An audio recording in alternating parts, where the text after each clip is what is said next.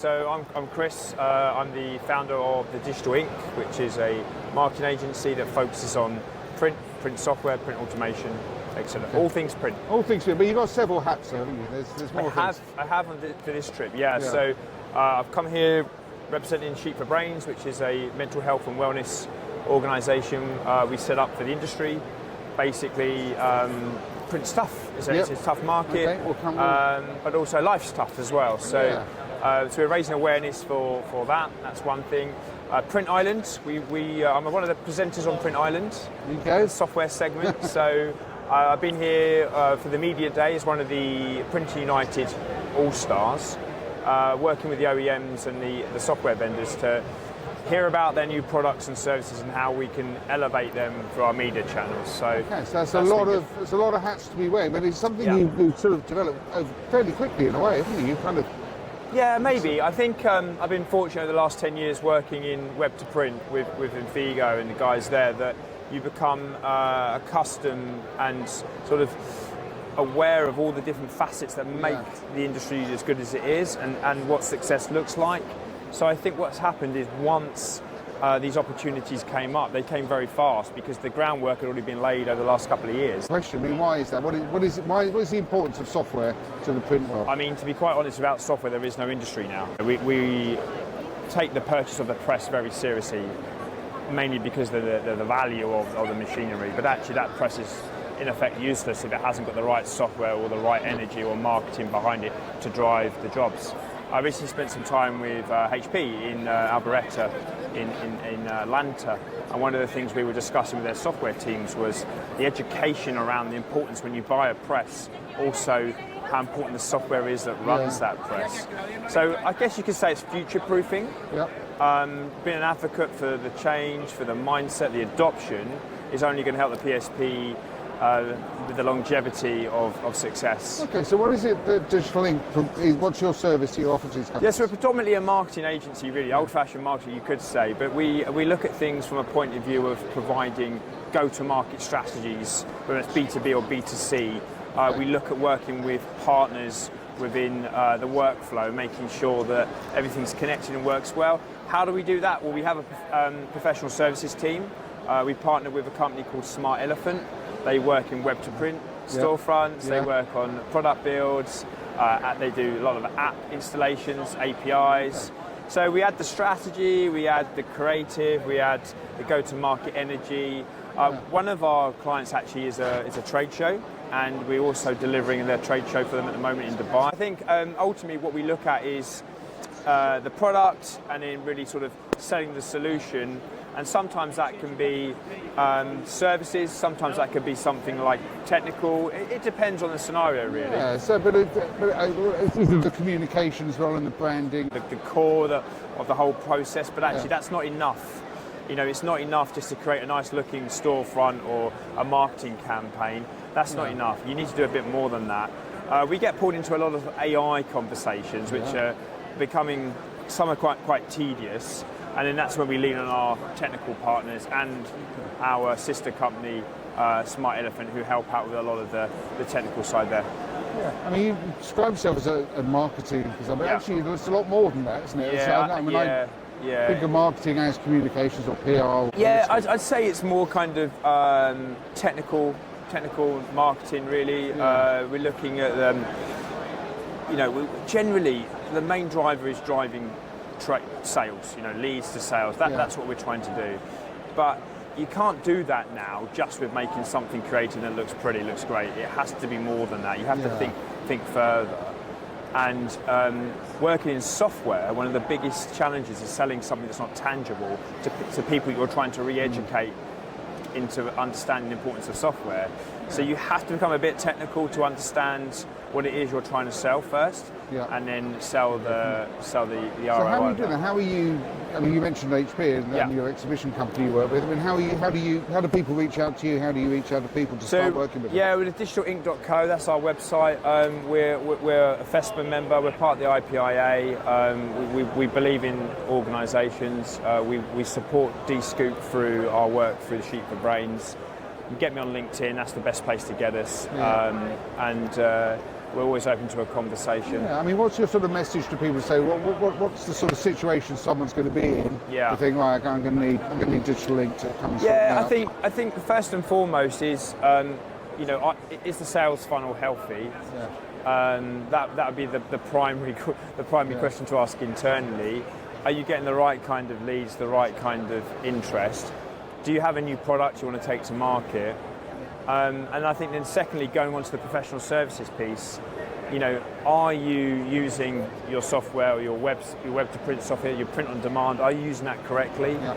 And if you're not, then it's a good time to get in touch with us. It's about helping people understand the market they're in, the customers' needs. Yeah, sure. Okay. And sometimes, to be quite honest, there's some areas of the print industry that we won't be able to offer any value, but we always welcome the conversation first. Sure. I mean, one of the reasons we're working in the print trade show space is because we can understand the messaging, the ROI, the facts, and again, selfishly, we're trying to push software in the print industry in a region where maybe it's not quite up to the latest spec.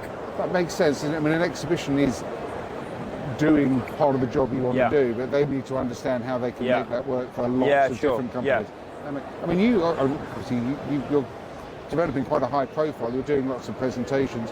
Is that an important part of what you do, promoting your own business, but also supporting the wider industry? I think it's three things really. I think first and foremost, we're a new business. I believe any new business, you need to do the hard graft, the hard yards. Simple as that. I think second of all, passionate about some of those presentations that you mentioned. So whether it's mental health, whether it's software awareness, whether it's AI adoption, that's a passion, and that needs to be done. And I guess ultimately, it's if you don't tell people, they won't know. So we're just trying to be there, and we enjoy what we do. So that makes it. Now, we want to talk about Sheet for Brains because it's something very different to anything else that's going on out there. Tell me a little bit about how that's come about and what that is. Yeah, so about 18 months ago, I was at D-Scoop at the time with Infigo, who are a huge D-Scoop partner, and I was working with Dave Rosendahl from Mindfire and Jester Kohler from GPA, and all we were trying to do was put a webinar together to drive traffic to the show, right? Yeah. And then while we were there, we then heard one of the speeches from John Bailey, who was standing down as a chair, and it was very raw and very authentic, and actually touched on the point that it's okay to say things aren't going well, and as an industry, we generally say, how are you? Yeah, things are good, things are great, but actually, are they? And that became very apparent the more the conversation went on, that we're not all being honest, okay? So in that event, we uncovered quite a few conversations where people had said, yeah, it's not going great, I'm struggling with payroll, I'm struggling with this, whatever it may be. So the four of us came together and said, there's something here, we don't know what, we need to do something. Subsequently, the week after, we got on a Teams call, it's supposed to be 45 minutes. 2.5 hours later, we'd come up with Sheet for Brains with 7 pillars, and the idea was we wanted to help one person in the space, and the rest was born. And then this May, we went to D-Scoop Long Beach, where we were able to have our own booth. We had our own sessions in the conference. We now provide and facilitate sessions with professional medical individuals every quarter. So just to be clear, we're facilitators of this. We're not medical professionals, and all we're trying to do is bring people to the industry to help. So it's growing. We're volunteers with it. It's something we all do as a passion project. But since we've been here, it's been spoken about a lot. There's support for it from other events now. So our plan is literally to take it to the whole print industry, and our plan is to keep helping the one, basically. Yeah. I mean, I can safely say you've already definitely done that. Obviously, maybe names. I'd like to think so. I mean, some of the conversations we've had in the sessions have been very raw and honest, and people have opened up, and and then you receive a text message afterwards saying, "I needed that," or "I was pretty close to this," or whatever it may be. So it's I think we are hitting more than one per session. What do people need to do if they just want to ask? They could ask a friend of their own. But no, absolutely. I mean, we encourage you to come and just be part and listen in. I mean, we provide resources after the session anyway, so even if you can't make the sessions, you'll get the recording, you'll get it. There's certain rules, because it's very personable, very private topics. We have to be quite guarded with it. So on LinkedIn at the moment, we run a private group. Once you're in the private group, then we can add you to the sessions. It's open to all. Yeah, so you have to request to be part of it. Well, yeah, when you click on, it's a LinkedIn group, so when you add on to then you get the exceptions, etc. We are planning to change how that works in the near future, but right now, while we're trying to set up as a charity and everything else, we're keeping to that so we can monitor it. I was going to say, where do you see this sort of kind of going? Well, I mean, PRINTING United have shown great interest in, from a HR perspective. We've had other OEMs with their events that are interested as well. I think right now we want to finalise our plans with D-Scoop. They were the original supporter of it, so we need to see what happens there first. But I think where we'd like to take it is to be something that's a resource for the print industry, and then over time we become we listen to see what the industry wants us to cover, what assets it wants to bring in to support them. So no, good stuff, really good work. We're at PRINTING United. We'll talk about this. You're an all-star. Apparently so. What does that mean? I don't know, to be quite honest with you. I don't know. It's a baseball-themed group of individuals from... You haven't got your... I haven't today, no. I'm working hard today. Did they only give you one?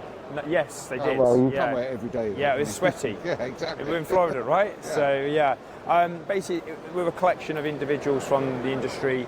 We're here to raise the profile for the media.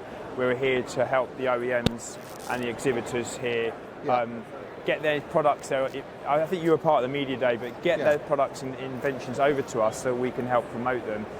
And it was really refreshing, because if changing tact a little bit, last year when I was an exhibitor, if I had the opportunity to sit in with the media the day before the event started, I could have been promoting what I was going to be selling on the trade show floor. So that was cool. That's been really good. I think they've done a great job there. This is the AI Pavilion where we're standing right now.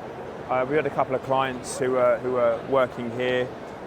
This has been great again for the educational piece in terms of explaining the AI, as some are calling it, and what kind of area they need to be investing in. I mean, that is a tough. I mean, you mentioned earlier, there's so much misinformation about it as well. Yeah. Everyone's an expert and nobody knows anything, and it's changing every day. So I think we all struggle with it actually, but it's good to have somewhere where there's some.